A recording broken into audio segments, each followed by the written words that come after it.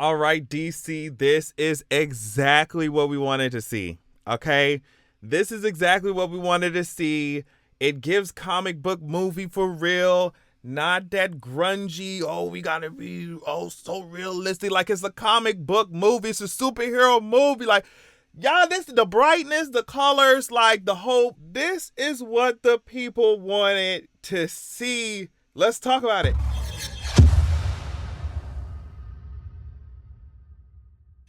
So yeah, when I was in the realm of reimagining, right? Reimagining what DC would look like, period. Like if we want to really be honest about that, like what DC would look like, what this Superman movie would look like in general, I think they really nailed how I wanted it to look like, how I wanted it to feel, like get that level of campiness back that we have been missing for so long. You see what I'm saying? Like I think they did this. I think if the plot is strong, like y'all are just, there's no way that this is going to perform poorly. Like, of course, you could slap Superman's name and logo onto anything and see what see what happens. But I'm just saying, with how this trailer feels and looks, I think that the plot would have to be absolutely abysmal for y'all to even like for this to not be successful at all. Like it looks good. So we start now with Superman crash landing, clearly getting his butt kicked by someone. Like clearly, right? And I love that this is not an origin. Like I love that it's not an origin movie because we know. Like he's in the midst of fighting, okay? And he's getting his butt kicked. And then we see I love seeing Cal as Clark so much, and just like the campiness of the Daily Planet. Like, let's bring the camp back, y'all. Like, it's superheroes, it's comic books. Come on, bring it back. Bring the camp back. I love it. We see Lois. Hey, mama, what's going on? See the farm. Y'all, the color brightness of this. I know I said this before, but I'm just like, this is the feel. This is what we need. Clark talking to his father, it seemed like. Okay, back to when he got his butt kicked. He does this whistle, and then I'm just like, okay, as soon as he's whistling, we already know Krypto's gonna show up. But I was like, I was wondering how he was gonna show up. I thought this was a fun way to do it, right? Like if he's gonna show up, let him actually do something. Don't just show us something first. Like this entire movie is fan service. That's what it's supposed to be. But just I like that Krypto is introduced and we get to see just how much Clark depends on him. Like he was introduced for a reason. Like please take me home, Krypto. He was like somebody's really beat me up. Look at the when Krypto was approaching. Look at all the snow that he's kicking up. Like he ain't gonna be nothing to play with. We already know that. But then of course Krypto comes, like I said, Clark says, please take me home, like Krypto home, take me home. And I think those are all the words that are ever said in the trailer. I mean, besides like Superman or, yeah, I think the kid was saying, a kid at the end of the trailer or something was saying when he was lifting up the flag or something, he was saying Superman. But I think like these are the only words besides the name Superman that is said in the trailer. Take me home. Like, girl, take us back home. So yeah, he gives Krypto his cape and he's like, let's go. Now, I cannot imagine getting dragged by a superpowered dog back to your home after you already got beat up. Can you imagine that? Like, oh my, you can't call her Uber or nothing. You can't even get airlifted out of there, girl. You at the North Pole. Like, they ain't nobody coming up to ain't nobody coming there to get you. All right. So I love these shots of Superman saving this girl right here, like all the slow motion movement and just I like because it's almost like James Gunn said, like, all right, don't worry, we still got the action is going to be just as amazing as the heart and soul and whatever, emotional moments of this movie. Like, don't worry, girl. Let's talk about Lex for a second. Lex sees Superman, I think, flying around. One of these, it has to be Superman, flying around and not happy about that. I mean, it just, like I said, it gives comic books, of course. If you find it cheesy, if you find this stuff cheesy, then you just not a superhero girly in the first place. Like, you know what I mean? This is how Lex supposed to look. This is how he's supposed to feel. Very cartoonish. I like it's a supervillain. Why not? All right, so they got Superman's Game of Thrones Cersei shame walk. Stag Industries in the back. Now, if you did not know, Stag Industries is a very significant location in the DC universe. This setting is pivotal as it ties into the character of Metamorpho, who is introduced in this film. Now, just some quick little rundown on Metamorpho. In the comics, Simon Stagg, co-founder of Stagg Industries, is responsible for transforming Rex Mason into Metamorpho. And this connection suggests that the film may explore Metamorpho's origin story and his transformation process. Metamorpho is also known as the Element Man, and just by the name, I'm sure you can guess that he can transform his body into any element. So obviously that means he can shapeshift, exist in solid, liquid, plasma, or gas states, superhuman strength, endurance, all that. They said he's functionally immortal, having since he survived multiple quote unquote deaths. So I mean, that's gonna be fun. We see Guy Gardner, Green Lantern, here using the ring to shut out the people who are kind of heckling Superman. At least that's how it seems, right? Like he's just like putting up this wall of energy. We also see Hawk Girl, which to me, and this is no shade to Hawk Girl, or maybe it's a little shade, but to me, I'm just like, if we see a Hawk Girl, we gonna see other we gonna see other heroes too. Cause no shade, like Hawk Girl, you give me very much D list. No shade.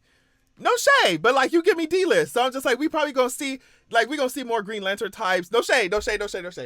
But it's just you give me D-list. So I'm thinking if we seeing you, girl, we definitely gonna see some other ones that I'm gonna care more about. No shade. No shade.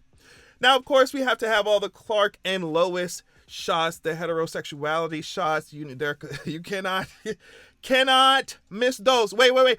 This is Superman with Kellex, I think, right? Because in the background, we see the Fortress of Solitude.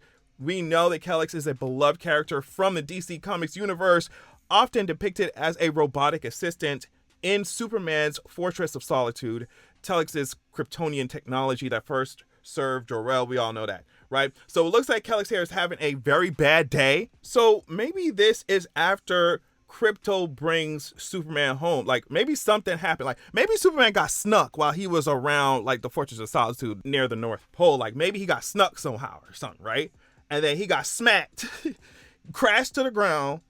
And then, he realized, oh, well, I got to get back home. Like what's going on? Then he whistled for Krypto. Krypto come, drag him back, like literally dragging him back. And then when he gets back to the Fortress of Solitude, he finds out that something happened because something happened to Kellex, right? And like maybe some kind of fight goes down in the fortress, because I think these shots are the fortress crumbling. I don't know if it's like, I don't know.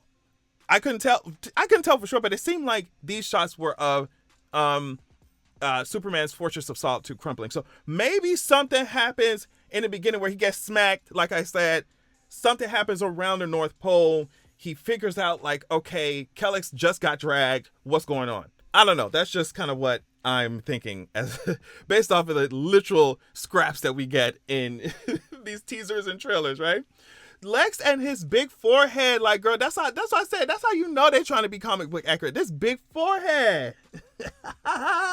Hot air balloon built forehead. Like you gotta be kidding me. I'm screaming right now because like I said before, Krypto was really dragging Superman across the snow for real. I'm just like, my gosh, I know. Superman, you gotta be really, like, whoever was beating you up really was smacking you, bro, because you have to be really incapacitated to be like, well, I gotta get home somehow, and the only way I can is if Krypto dragged me by the cape. Like you.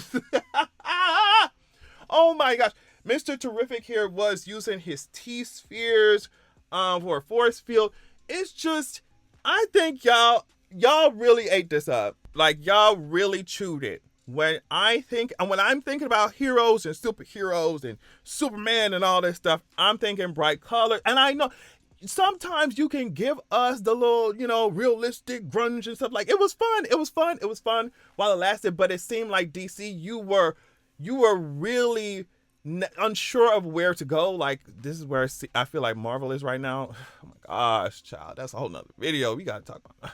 But this to me seems like a very good fresh start for DC, because I'm like, it's been a long while since I was this excited for a hero, you know what I mean, a superhero movie like this. But especially on DC side, I was just like, girl, what are y'all doing?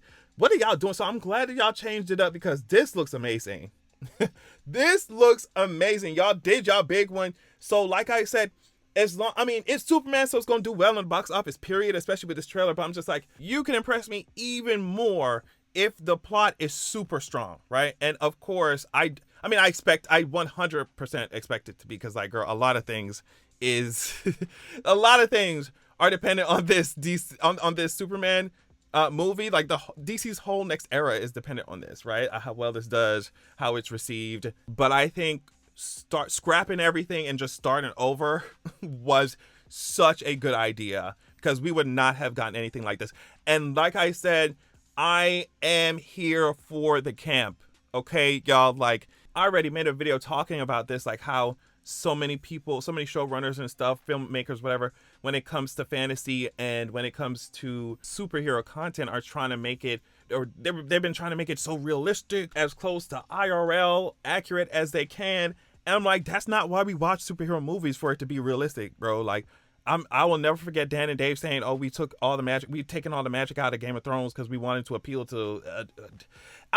Whoever they wanted to appeal to. I was just like, girl, the reason why we watch fantasy because of magic, no shade. Like, the reason why we watch these superhero movies because of the impossible, preposterous situations that y'all have these heroes in, for their powers, for their super suit.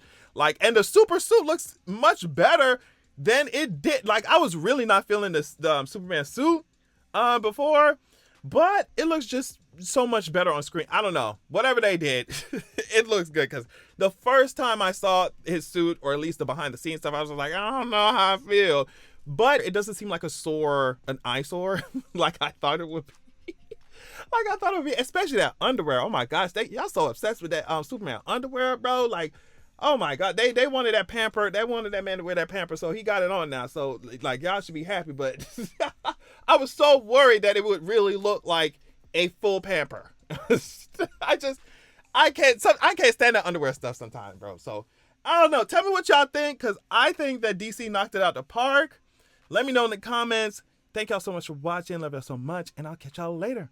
Peace. Make sure that you're going to www.zeraxia.com. When you join the wait list there on the site, you will be the first to be notified when I drop my sequel. Also, you'll immediately get chapter 1 of my upcoming sequel of the upcoming book sent to your email as a PDF. So check that out.